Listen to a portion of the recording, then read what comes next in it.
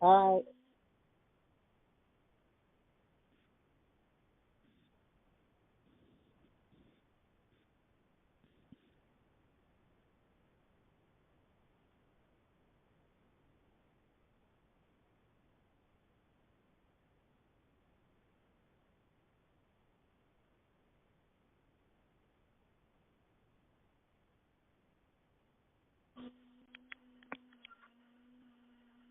Hello. Hey. Yes, let's just make sure we're connected. Hold on. Just a second. Hold on. Okay. Okay, we're connected. All right. So, I'm almost through with that one book, and I was thinking a lot about your book. And ultimately, where everyone has to go is just turning off their phone when they're driving, because it's so addicting, so that you can have that mindful practice. Right. So do you know what you want to talk about today, more of your story or the mindful practice? More of my story. Okay. All right. So, where did I leave off? Do you remember? Because I was so all over the place that day. Well, you were talking about the fact that you had over 5 years of having to go to the hospital, and so and that led into other things. But you talked about that. But if you wanted to talk about maybe the transitions that you went through during those 5 years, or, like for instance, we all go through hard times, and I'm completely crazy in this business. And I have to ask myself all the time, why am I doing it? And I talked with a man in Pennsylvania earlier, and I was reading his story, and he had to be on kidney dialysis for 2 years, and then he got new kidneys. But in the whole process, he was talking about how he had to come to Jesus. He had a coming to Jesus moment. Mm-hmm. And before I talked with him, I was just looking in the mirror. It's like, well, God, am I having all these hardships so that I can have this coming to Jesus moment? Mm-hmm. Always. Mm-hmm. And for me, the answer was yes, but a yes in a very gentle way, because I think what's happened in our society is our ego, who's very, very cunning, really confuses us, so that we're running around in ego mode all the time. And we think that ego is us. Mm-hmm. So in a way, I'd like to go back to that place where I didn't think I was naive, but now that I'm really doing the work, of course I went on spiritual pilgrimage. What did I think? That it was going to be an over and done thing. I'm getting to my point, but that this is never over. Mm-hmm. The coming to Jesus or coming into the light, that's why you were so rebellious. That's why I've been so rebellious, is, and it's Happy Valentine's Day. Happy Valentine's Day. Thanks. And so the mindful program that you are talking about is us accepting all of who we are, because the bad stuff changes, but, the coming to the whole awareness of being mindful is that complete surrender, complete obedience, complete acceptance, and then constantly doing it. You make it on the speech circuit, there's going to be more things popping up for you, and with your ego. I texted somebody who was on Shark Tank, and they're coming to Tacoma in March, and I don't really want to go. I really don't want to go, but I have to put in the effort to keep defining myself. And it's like, oh shit, this is endless. I mean, it's Yeah, endless. it is. So in telling your story, I mean, because you're just beginning, you're just beginning, and people are going to look at you like, oh yeah, this is so easy. It's not easy. It's not easy being yourself. So, like, okay, tell your story now, because you don't really, I mean, it's great that you're boning up on all those books and you can reference them. Yeah. But this is again what I've learned the hard way, and I keep learning the hard way, is being yourself. All the good stuff, all the bad stuff, everything in between, because our world is so used to phony crap, and what you're doing has to be this place that you're helping people just be themselves and offering them mindful stepping points to the fact of turning off the phone.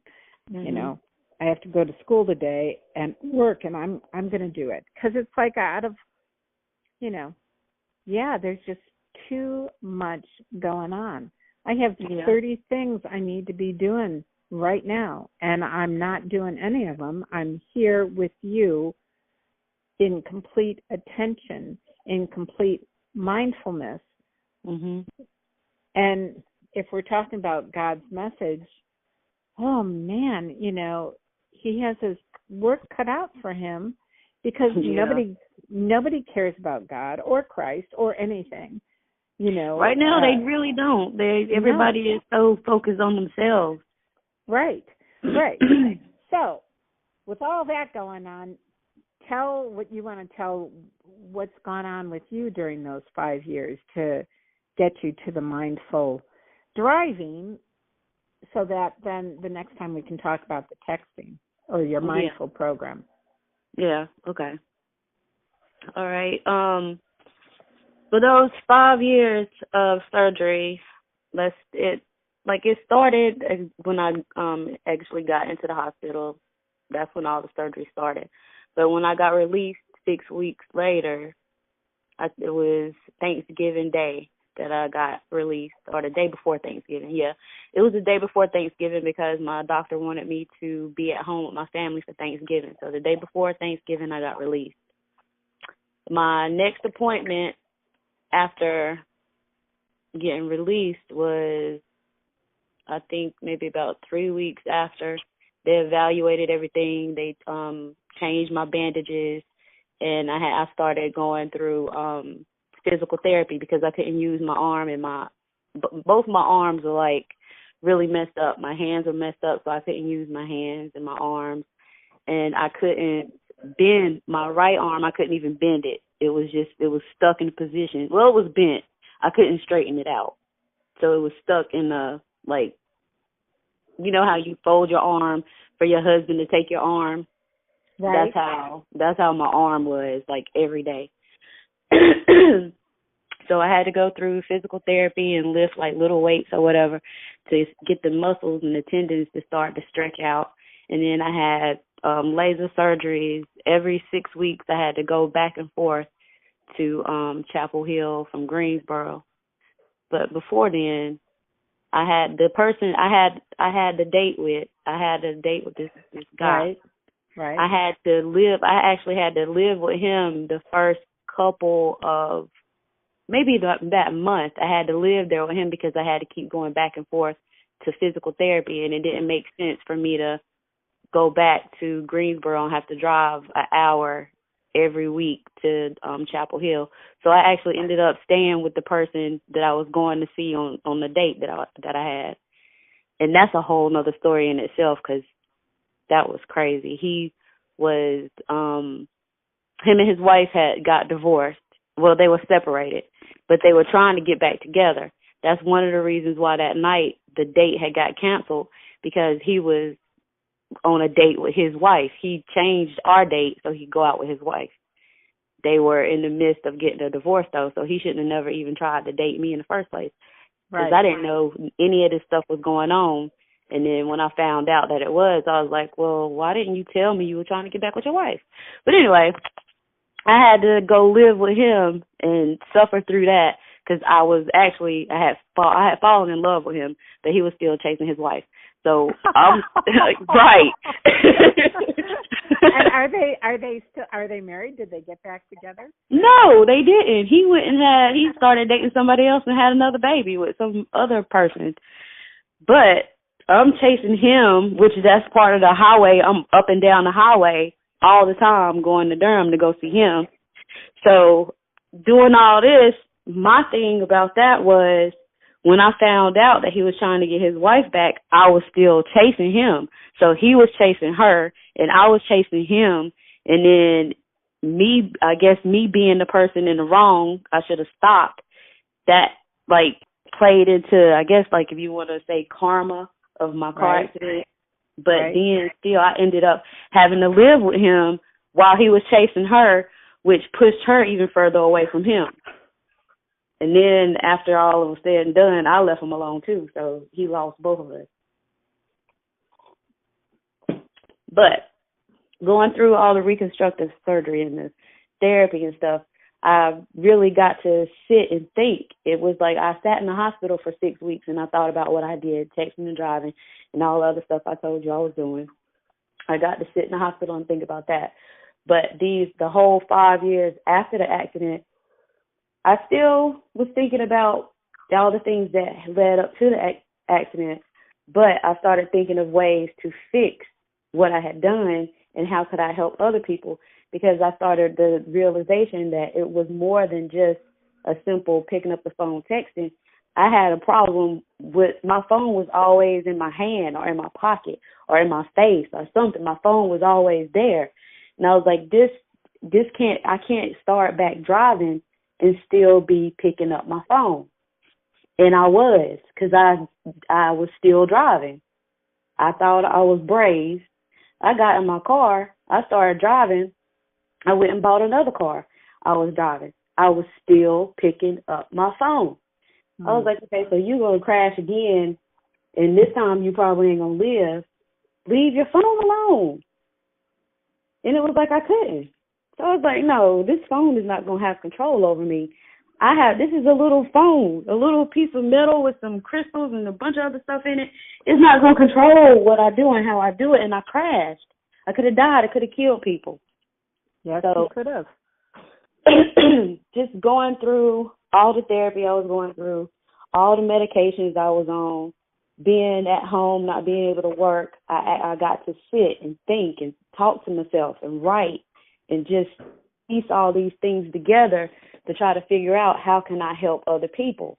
And that's when this year is when, well, not this year, it was 2017, the end of 2017, December. What was it, December? November, December. Yeah.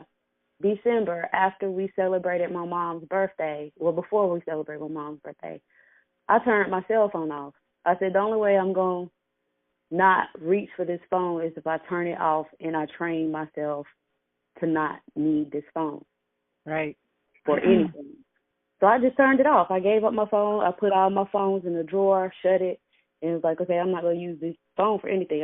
I got 3 laptops and a tablet. Let me use those things and focus, keep myself mindful of what I'm supposed to be using. Don't pick up the phone for anything. You don't have to. You got a landline. You want to call people, call them. Get out of this texting everybody, because I'm a texter. All I want to do is text people. So it's like that was another thing that was bringing me down, because I don't like to talk on the phone. I don't really like talking to people. Right, you're an introvert. Yeah. Kind of funny, because I am too. Introverts unite. Right. Because I don't. I will text my whole life story and not say a word. So I had to do my best to break out of that and say, like, you need to talk to other people. And then the research I had done is like, now in our society, our communication is getting really screwed up because we're not talking to each other anymore. Absolutely. The body language, all these things that we're supposed to be learning off of each other, we're not learning it the way we're supposed to because everybody wants to text on the phone. So it's like, even for my son watching me, it's like I got to teach him. He needs to know, he needs to have intra and interpersonal communication skills. He has to have soft skills. He has to have all these skills, but I'm his teacher, and I'm not teaching him this stuff because I'm an introvert and I don't want to be interacting with people like that. But I know I have to, so I make myself do it. So with all that, knowing all of that stuff, I was like, I have to come up with something where I can help other people because this is serious. I started thinking about myself on the highway again, driving. And, yeah, I might not have my phone, and I might not be texting and driving or looking at my phone or anything. But what about these thousands of people that are around me while I'm driving? They're on their phones. Right. It doesn't have to be me hitting somebody. It could be somebody hitting me. So it's like now I need to try to do something to where I will feel safer on the highway. And if I start up some kind of program, I start talking and I start up some kind of program, then that'll be my way to help at least some people to put their phones down. Right. Right. And then I meditate. So part of me meditating would also be me becoming mindful of everything that's around me, listening to sound, everything, expanding my mind, my consciousness, all this other stuff. And it's like if I can get people that, especially people that already meditate or meditate and pray, these people already know like what the definition of mindfulness is and the things that you have to do to become a mindful person. So it's like I know that's going to be my audience. Everybody else is going to fall into place, but my audience is people that's already going into this higher consciousness. Right. Meditation is a way of life. You can't live without meditation. You can't live without prayer. I get the people. I know some people just pray. They don't meditate and pray, or they just meditate. So it's like I'm reaching as many people as I can to bring them into this where I am. Right. And if I can get people 50% where I am, that'll be 50% of people that use their phone less while they're driving.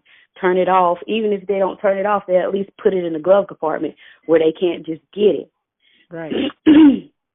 So going through all these therapies, learning all these different modalities for myself, to heal my mind, the way I was thinking, even working on my ego. I can't remember, what is it, self-realization. Mhm.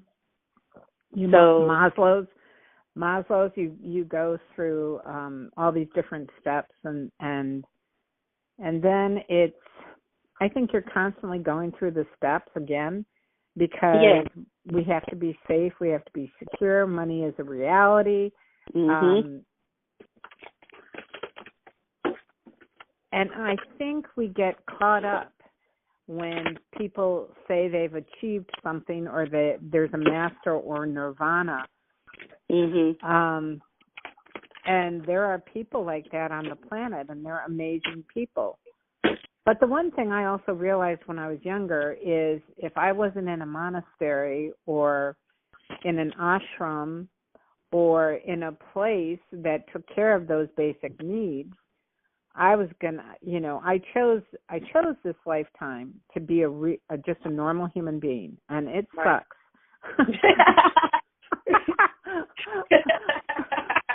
but the thing too is, in all those monasteries and whatnot, there's power plays too. So we have to constantly take off our blinders. Yes. And so we're all doing this in different ways, and I think yours is great because you can segue from texting to just the digital age and robotics and all this stuff that are really making us less human beings. And and I'm sorry, I can't help but interject here. You just have such a lovely presence, and your voice the transcription of it will be really lovely because that's great. Thank you. Well, I mean it. I mean, I'm not bullshitting you. I mean, I can tell you're not one of them people that bullshit people. Yeah, I can tell. I really can. I don't know what I do. I'm lucky I have my husband who takes who helps me out because it's hard to be able to be an entrepreneur and stick to who you are without selling out. Right. And I can already tell that, you just have to keep going because like you said, you have lots of books to write, you have lots of things to say, but your speaking to people is vital. So yeah. Okay, you can begin, and I'm sorry I interrupted you, but it's okay. It's our ego loves to tell us that we just can't do that, and really, what else are we going to do? Right? We could have billions of dollars. Really, is that the point in life? Is to not that it wouldn't be nice to have somebody cook and clean, but I wouldn't ever move out of my house because my husband's built it, and so it's just we just get sold a bill of goods, and we already know that the research that's done is people, when they get older and they're getting ready to die, they wish they would have taken more risks. And what does that really mean? It means they wish they would have been more themselves. And, I'm constantly facing, am I going to lose my home? And all I can do is take it one moment at a time and be mindful and trust. And it's the biggest challenge is to be mindful in everything you're doing. So while you were in this route, you realized you wanted people who could come into that space with you that was alive, because what we're talking about is an alive space. It's an alive proposition. Maybe where you're evolving through mindfulness is a proposition of helping people, because people need real simple things. So texting is first, and then maybe you can have some sort of proposal of aliveness that people subscribe to or whatnot that takes them off technology for a little bit. Yeah, because it's going to have to be a continuous thing. It's just like what the 12-step program with, what is it, AA? Right. It's the same thing, because it's constantly going to be in your face, and it's going to get worse. It's not going to get better. We have AI. It's been here for a long time, but they're improving it, and it's going eventually. It is going to take over, and it's going to take over our minds. It's going to be like a bug. It's already happening. We're already infected. It's like a virus that they didn't put into our phones, into our computers, and it's a live virus, and it's in us now. So now we're battling all these other things that we have that's in front of us in our lives. It's a continuous battle. You're fighting yourself. You're fighting other people. You still got to maintain your mindfulness. You can't bow down and break down to the evil thoughts that's in your head, because it'll take you over too. So it's like all these things are designed to break us down. It's basically survival of the smartest. You don't have to be fit. Your mind has to be strong. And if you have a weak mind, you're going to fall. You're going to fail. And it's going to get you, and it's going to control you. And that's what it is. It's a control thing. They want, whoever they want to control us. They want to control our money. They want to control what we do. And they have found the perfect way to do it with these cell phones and technology. Now that it's in, we are infected with this virus. Some people that have weak minds, they're not going to be able to fight it off. And those will be the people that die. And I even get deeper with that. It's got something to do with population control. Right. They want to control everything. They want to control our population. They want to control our minds. They want to control our money. Right. They don't want to lose control. And every time they see that they're losing it, they grasp even tighter. And what they fail to see is their ego is in control of everything, and they are destroying this planet.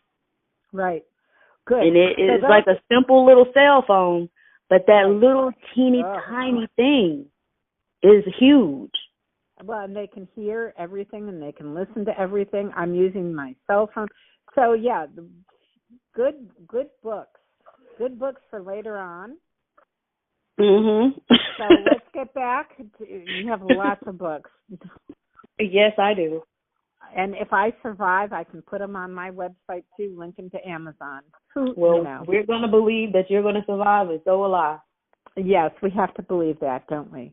Yes, we have to believe it because, that's why we're all connecting. And that's why I reached out to this woman who is part of, I go to a monthly group called it's called F-Bomb Breakfast for Women Entrepreneurs. And, she said, anybody who wants to meet with me afterwards with Shark Tank, it's like, yeah, I'm not doing that. And then this morning, God said, or whomever, the higher self said that you need to contact this person because, yes, you need to see. It's like, holy shit. But get back now to these 5 years of grace, really. It's been grace for you to think. Yes, amen, yes. Well, with all of that, everything that I'm telling you is also part of how I've been thinking. Because with the 5 years, included in that 5 years, doing research and stuff that I was doing, and some of the metaphysical stuff and all that stuff, that I came up to a conclusion, a hypothesis.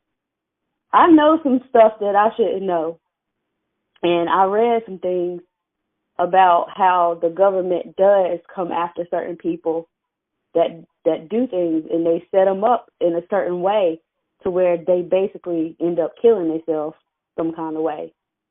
Now, this is conspiracy because I'm a conspiracy theorist, but because of some of the things that I know, I feel like some kind of way I was set up to actually crash and go through the things that I'm going through to see what type of person I actually am. Like, what kind of strength does she have? What kind of power does she have? What can she do? Let's see. And it's like I was tested. And part of the test I passed because I'm still alive. Right. But you're also very grounded, too. Yes. I've learned, like, through everything that I've been through, that I have to stay grounded. Yes. Because I am here for a purpose. And it's people out there that don't like my purpose. It's people out there that would want rather for me to be 6 feet under. But I'm not. I'm here. And my message with the texting and driving is a conspiracy theory behind that, too, because it does have something to do with population control, ways of killing people without looking like you killed them. Okay. Like with the food, how they're talking about GMOs and how they're doing all this stuff secretly, covertly to depopulate the planet. I'm into that stuff. I've read a lot of that stuff. I've read into a lot of that stuff, and I can really resonate with a whole lot of that stuff. That's another reason why I don't even like going outside. I don't like talking on the phone. I don't watch TV.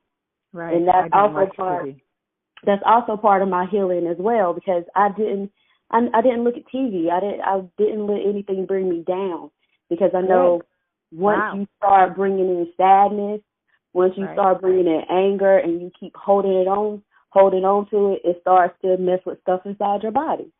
You will get high blood pressure. You will become bipolar or schizophrenic or all this other stuff, because, like you said, you're not being your true self. You keep trying to bury yourself. And as you're burying yourself, you're basically killing yourself. You have to be who you are. Right. Right. Even if you're a little weird. I know I'm weird. I like it. We're all weird. And that's when I say, I hope I survive, because I've been tested now for 60 years. And boy, keeps getting tougher. You know, it's like, holy shit. And that's because I have to put my piece together with everybody else's. And my piece is letting people talk and write and getting their books out there. And it has to be low cost. You know, I struggle with this. It's like, how the hell am I going to really survive of all this? And it's like, God says, Beth, don't worry about it. It's like, oh, God, you know, and we're tested. We are truly, truly tested. And I believe, like you're starting, like me, I'm not getting paid a lot of times when I speak, and the pay that I'm getting now is like very low, which is all right. I'm on disability. My husband, he makes a decent amount of money where he works, and it's like, okay, we struggle. We're struggling. We live in an apartment. We don't have a house, but still we've struggled to pay our rent a couple of times where you wouldn't think.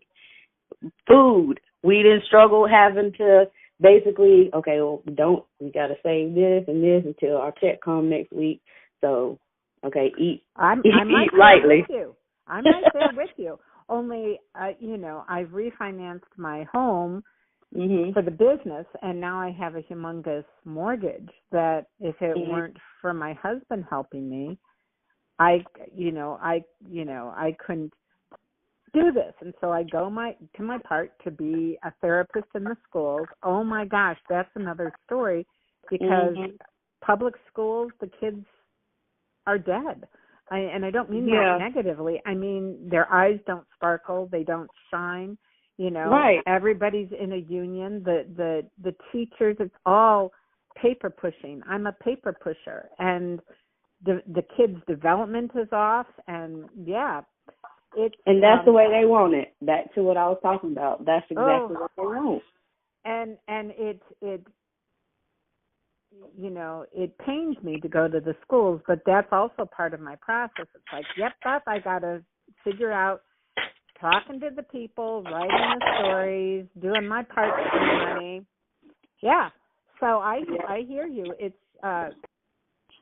every day. But at the same token, if something were to happen to me, I'd be happy because I'm doing exactly what I'm supposed to be doing. Yeah, me too. I feel you on that. So in all of this stuff, you haven't watched any TV. You feel weird, but you feel like yourself. So in this 5 years, did you feel like you were more yourself than you've ever been? Yeah, I started to become more of myself because, for one, I wasn't out in the world with everybody else. I didn't have to put on this mask anymore. I didn't have to go to work and smile at people I didn't like. I didn't have to go. For a while, because of the post-traumatic stress and not wanting to actually be out in the world and then healing. And when I came out of the hospital, like now, I can't regulate my own body temperature because of so much of the nerve damage. So I get, if it's too cold, I have to come in. If it's too hot, I have to come in.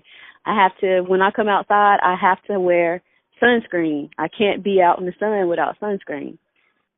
So that's something like on a constant everyday basis, this is what I have to do. Even if they tell me, even if you're in a house, if the sun is shining in your apartment, you have to put on sunscreen.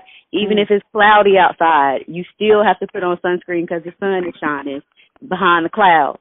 So, and then being in pain every day, that's where the meditation comes in to help me control the pain I'm in every day. And you're in still pain every day. Yeah, because of the nerve damage and all the skin that's missing off of my finger. My fingerprints are gone. Like your my fingerprints are gone? Yeah, 4 of my fingerprints got burnt off. I wonder. So can you still be identified because you have the other fingers, right? Yeah, on my other hand, yeah, but on my left hand, no. It's 4 of the fingerprints I'm missing. So look, if I committed a crime with my left hand, I would be all right.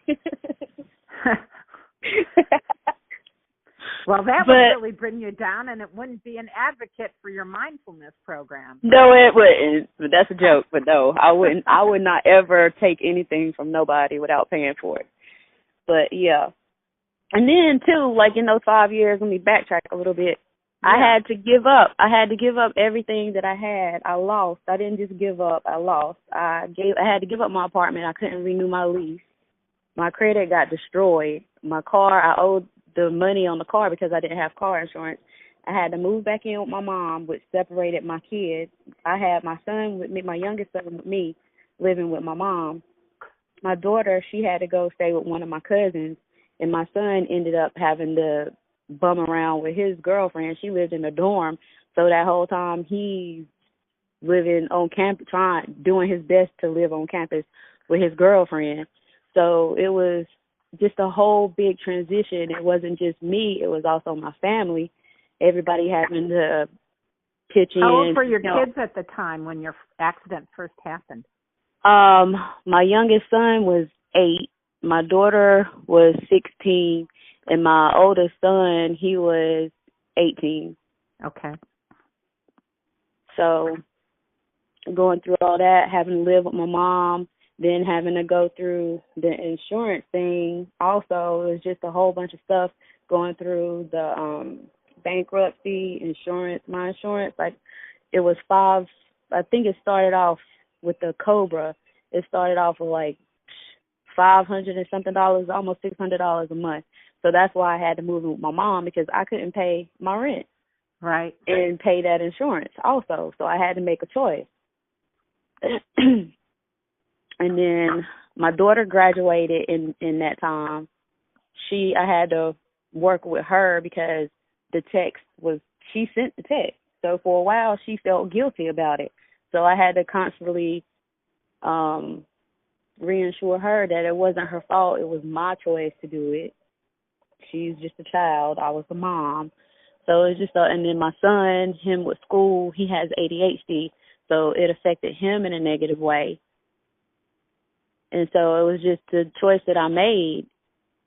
It affected my whole family. Right. And then the insurance, all that, it has affected my income. So it was just like a big struggle. And that what I fell back on was the meditation, was the mindfulness, was to be in the now and know that what happened for a reason. It had a higher purpose, a greater purpose than me. I was the vessel through which it happened, but it happened for other people. And the reason why it happened for other people is because so many people are dying. And right. They don't even know who they are. Yeah, and plus it's senseless. It's senseless death. It's not somebody having a heart attack or somebody just getting a car accident because it was raining or something like that. These accidents are happening for reasons that is us. It's our ego. That's right. Part of our ego with these phones in our hands. We have to feel what do they say? We're so connected but disconnected at the same time. Right. And that's a constant too of, am I in my heart? Because that's where the mindfulness, that's where the centeredness comes from, is the connection between your whole brain and then your heart. Because without the feeling, without even feeling calm and centered, your fears, your ego, it's really insidious. Really insidious. So when did you move in with your mom? Like after the first 6 months, or? No, I got out of the hospital November. I stayed with that guy through December. Between January and February, I was bouncing around. I was with 2 of my aunts. I stayed with them for a little while. I stayed with my mom. So it was between my mom and her 2 sisters. I would go to each of their homes. But I had to pick a home to stay at because my son had to go to school, and I needed one address where my son could go to school. And it wasn't a big problem because my lease wasn't up until, I think it was January or February. So from getting out of the hospital in November to February, my children stayed in our apartment. My daughter, my 16-year-old daughter, was taking care of her brother because I couldn't go home. I couldn't go home because my daughter couldn't take care of me. Right. Okay. So I had to stay with people that could take care of me. And she stayed there with her brother to take care of him. So it was a lot. For her to be 16, it was a lot on her. And for me to be her mom and know that I had to put all of that on her, that was difficult. So that was something else that I had to get through, and praying and meditating to pray for her, to make sure she had the strength to do it, but still being a child herself. And it was unfair for her, but it was something that we had to go through.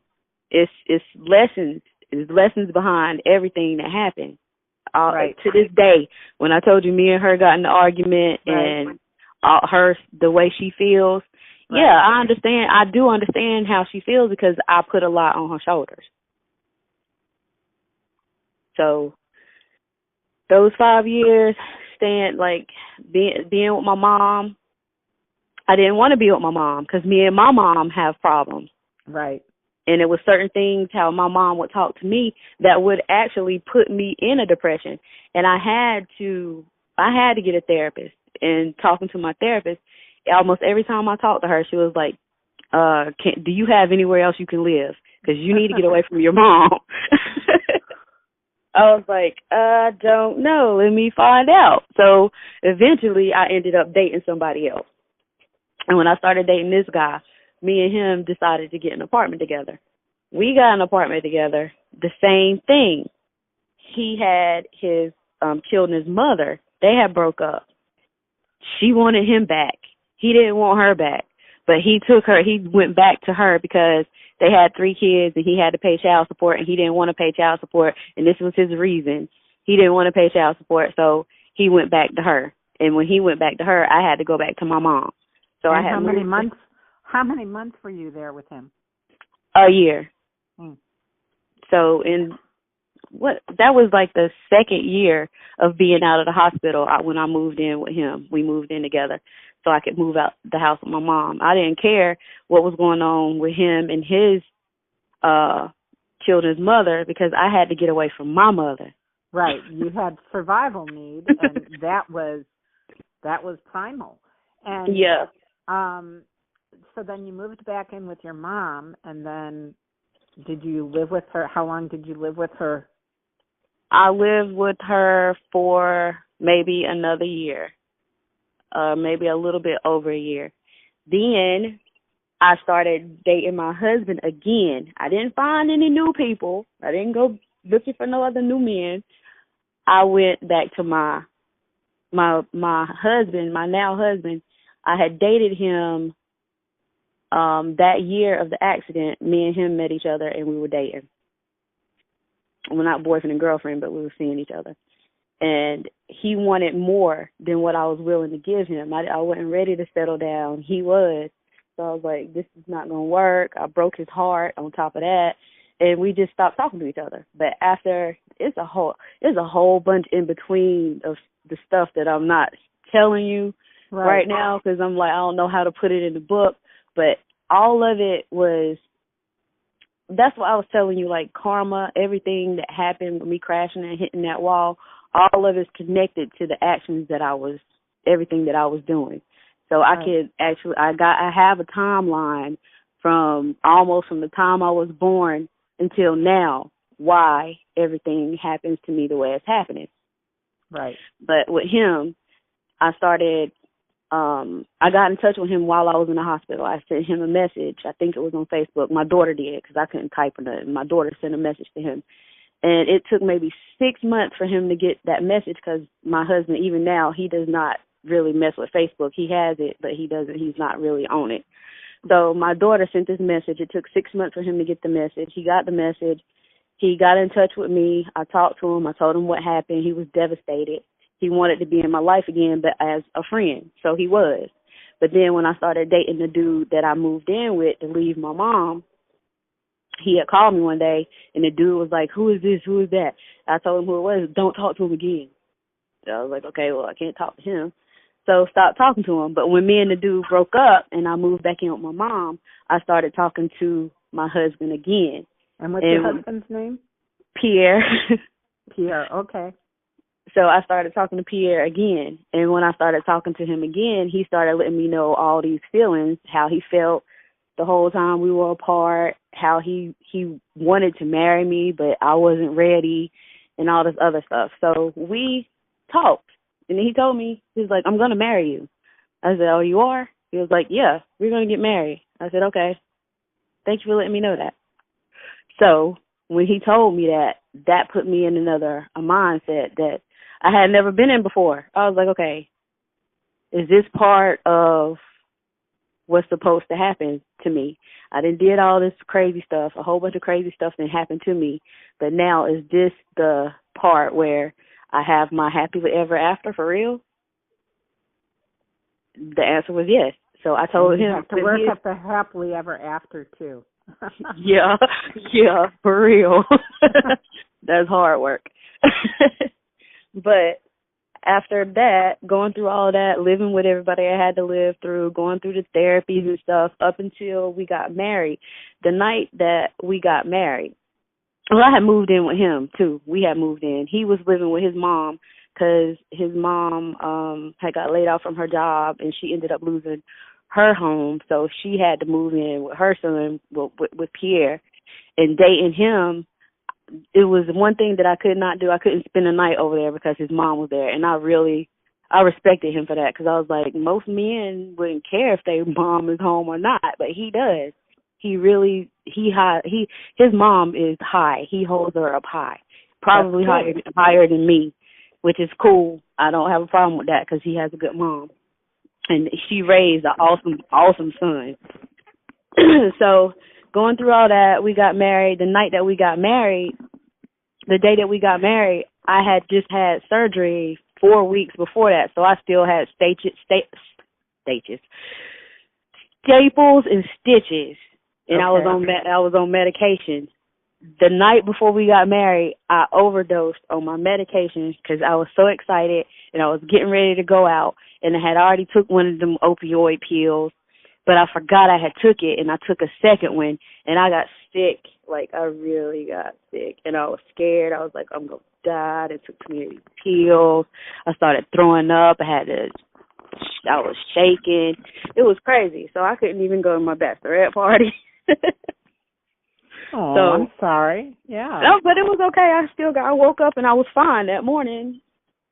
I was almost late to the wedding, but I was fine. We made it.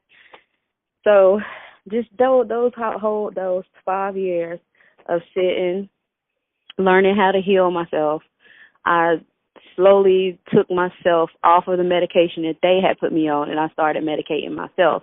I started using CBD oil. I was smoking it. I was ingesting it. I was putting it in my food.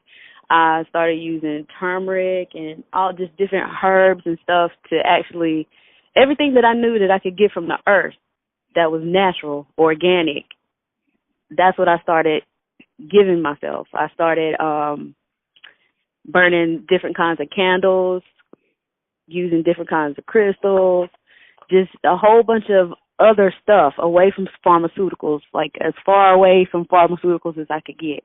Right. And that's how I kept myself grounded. I kept myself calm. I kept myself in peace. But it was also something else. I picked up a drinking problem also. Okay. I forgot to mention that part. So in between all this other... After your accident? Yeah. Okay. So I started drinking, just drinking. But I could stop. It wasn't like I was just drinking every day. It was just like whenever I felt bad, if the meditation and stuff didn't work, I would go drink something. And then that would make it worse. So it took a while for me to realize you can't drink. That's when you get sad. You're doing your best to stay up, but you're bringing yourself down when you drink. What is it? It's a depressant. Yeah, it's high, low. So you no longer drink? No, if I do, it might be 1 or 2 glasses of wine. I don't drink like liquor or nothing. So That's good. yeah, and then addiction is in my family too. So that's another reason why I wanted to stay away from anything that was addictive, including the cell phone. Right. That sounds like a good plan. So it's just a matter of like with the mindfulness, it's a matter of just like when you decide, when somebody is addicted to something, when they decide they've had enough. Right. Like I'm tired of going through this same cycle. I'm hurting myself. I'm hurting my family. I'm hurting people. We don't see it exactly like that right now because everybody else their face is glued to their phone. But you're hurting your family because some families, they sit down and eat, they don't even notice each other because they got their devices in their face, or they're playing video games, or they're doing something. It's a disconnect in some families. Right. And they don't see the pain yet, but they will when they get older and they look back on their life and all they remember is a cell phone screen. That's good. That's good. So it's Yep. the same thing as any other addiction. It takes a while, and then you're in denial, so you can't see it. When you're in denial, you can't see nothing. Right. You can't see Absolutely. how much you're messing up stuff. Your life seems perfect, but it's not. Because you don't. It takes just takes a lot of time, Mm-hmm. and it's constant. And Yeah. it's constant. So you have to. It's something that you have to want to do. Nobody can make you do it. When you get in your car, you have to think about, if you're a selfless person, you have to think when you get in your car. You can't think about yourself. You got to think about the person in front of you, behind you, and the 2 people beside you on the highway. Oh, I like that. I like that. So, and you have to, like, if go ahead. Like humanitarians. If people want to call themselves a humanitarian, and they want to donate food, and they want to volunteer for this, they want to volunteer for that. How about you volunteer to put your phone down? Right. Oh, I like that too. That's good. You've said some good things that hopefully I can pull out and we can reinforce. Mm-hmm. So let's do. What else do you want to say? Like another 5 minutes. And then we'll close for today. Okay, another 5 minutes. Still on the for other people. Like, I know it's a lot of people. There's a lot of people out there like us that actually really want to help people. And if they can get into the mindset of, like I was saying, volunteering. You volunteer to pick up trash. You volunteer to feed the homeless. You volunteer to go sit with the elderly. Putting your phone down is the same kind of thing. You're thinking the accident probably won't happen to you. Or if it does happen to you, you might walk away and you're fine.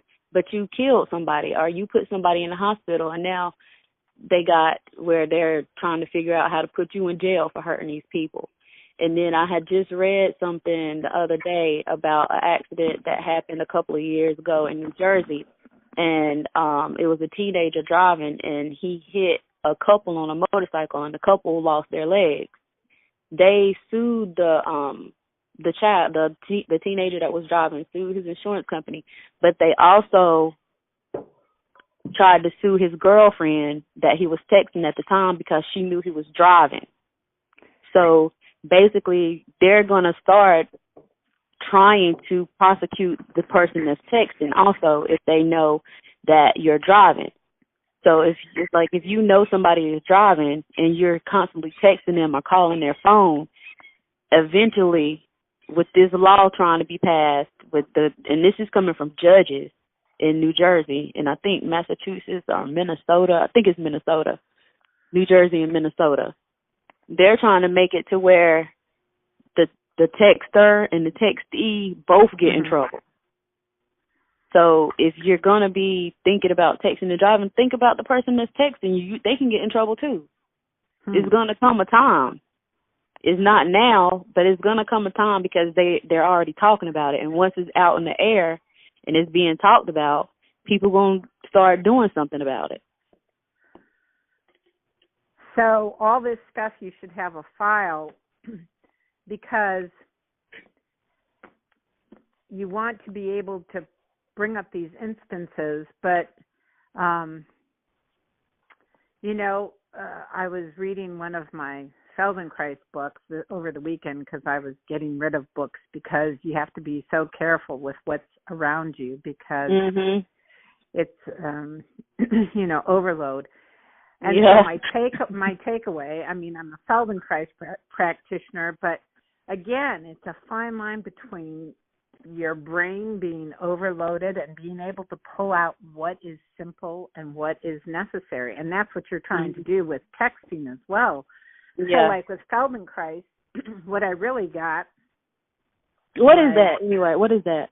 Feldenkrais is a movement practice. He was a physicist from Russia originally, then went to Paris, and then was black karate. I mean, he was born in 1910, 1920. He's been dead since 1984, something like that. But with his brain, he figured out how our movement reflects actually the lack of wholeness. Because when we learn how to move, we achieve something, and then it becomes a habitual pattern, and then our brain becomes habitual. This could be something for you too, and then what happens is we have problems because we're doing repetitive movement. And he always used to say that when you do a movement, you should be able to do it elegantly and gracefully, and you should know that you could do it forever if you needed to. And so he was all about the organization of the human being, and that movement reflected brain organization. And I came to know it because one of the clients I used to treat years ago, when I lived in Chicago, I was in a northern suburb, which is where very wealthy people live, and Vale's mom at the time was like CEO of Levi Strauss, and she used to fly Annette Benet, who was a close friend of Moshe from New York at the time, to see Vale, who was CP. And I'd watch Annette, and anyway, when I moved out here to Seattle, I became a Feldenkrais practitioner, which was a 4-year training. But pretty much the essence of this book that I was reading was you have to sense something first, and then you have to be able to feel it and move with it, and then it becomes thought. So I really feel like with me learning to deal with people's stories and whatnot, that's what I'm doing as I talk to them, or even if they've written something and then I talk to them. It's kind of, he used to say that when you write, you're already in the past, or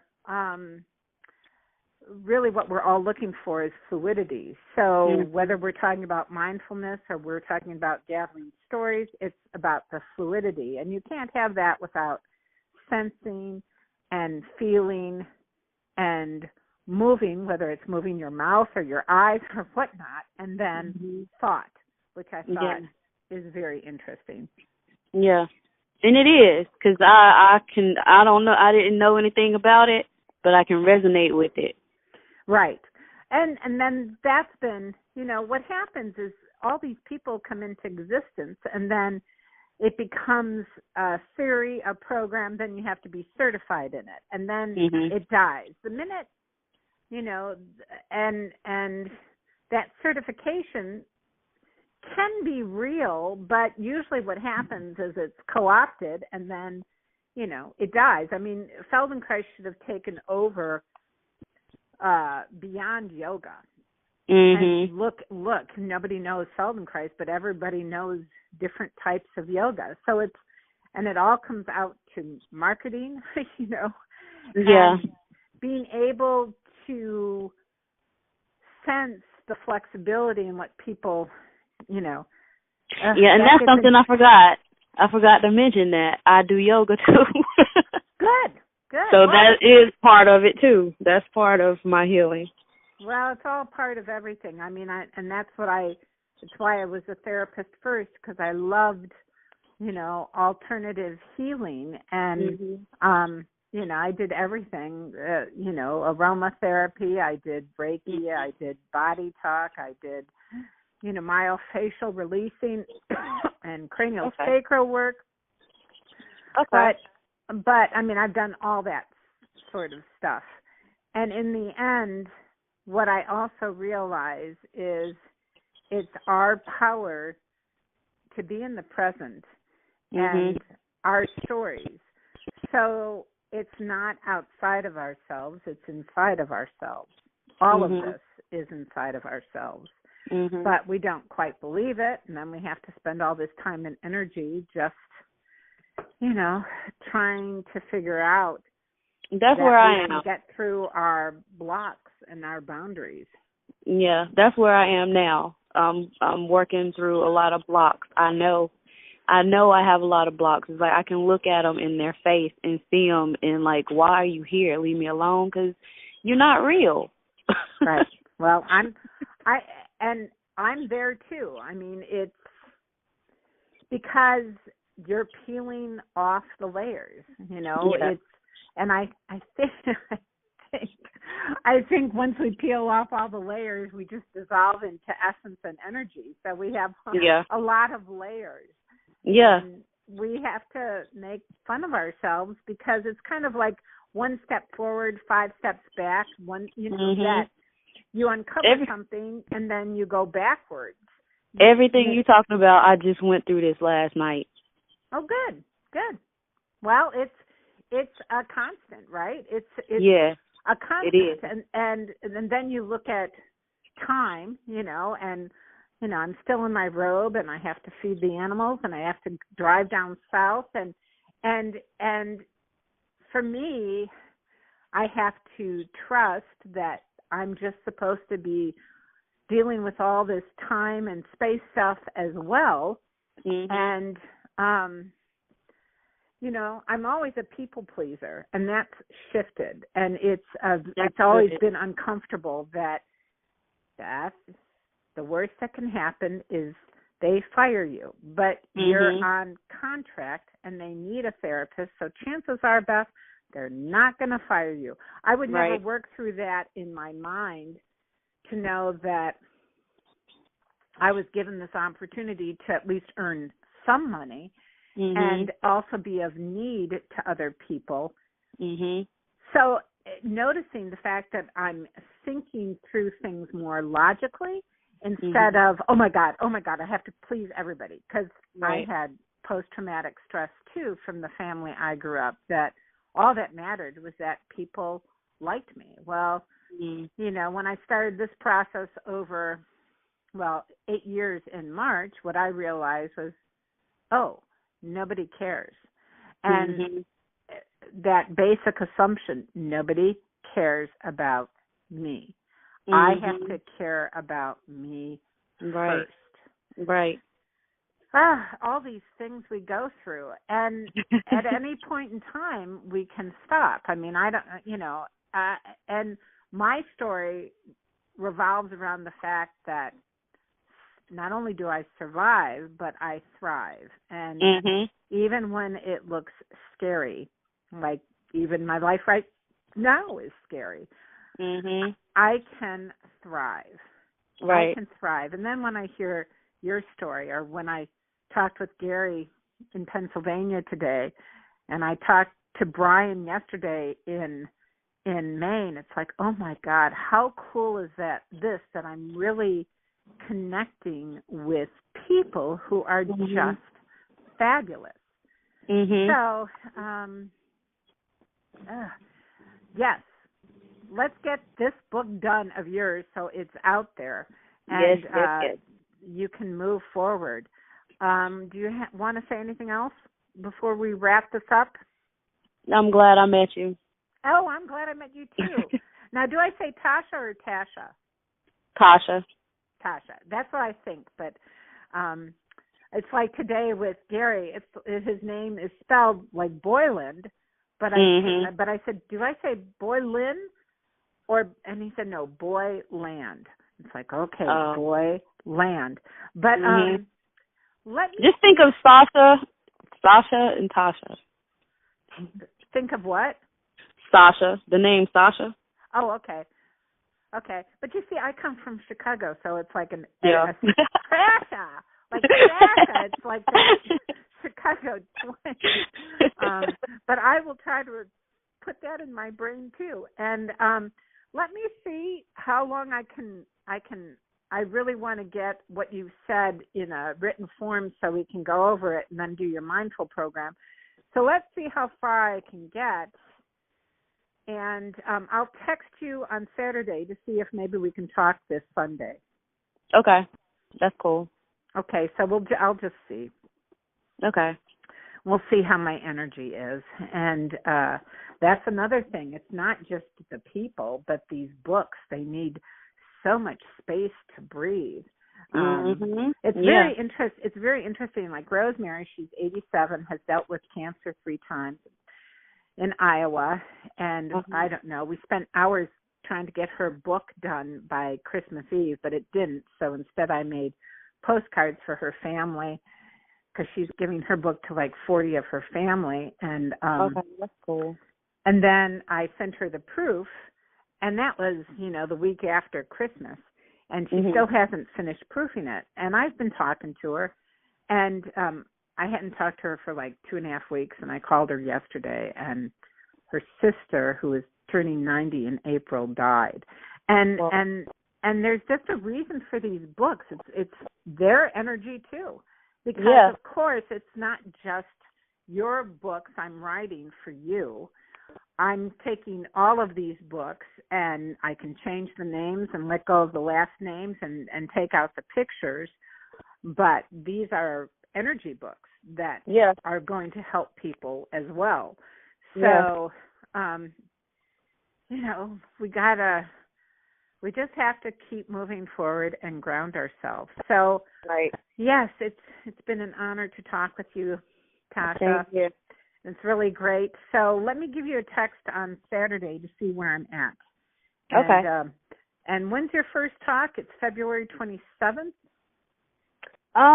February 27th, I have a presentation at a school with the SAD organization. Okay. So that's on the 27th. Is that the first one? No. Well, I've been talking. I have one on February 23rd. Okay. March. So I think you need to also see when you're talking, because we probably won't get it ready yet, but you can say you have your book that's coming, and if people want to support you, figure out a price and give them like $5 off.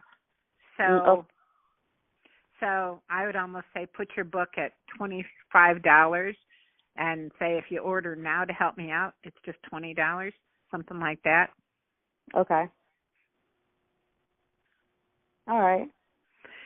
Because people are that's why writers go on speaking engagements, because then that's where they can sell their books, because people are in the moment. So make out, I can help you with this before the 27th or whenever, but, There is no rush, because with the organization that I speak with every other weekend, I have plenty of time with that, because it's an organization called Street Safe, and Street Safe, they have contracts with schools all over North Carolina. Good. So every other Saturday I go speak. So any Saturday that this book is ready, then I can present it. Right. Well, and you want to see where's their main office? Is it in Carolina, North Carolina? Yeah, it's in Wilmington. Okay. Oh, good. How far away are you from that? 3 hours.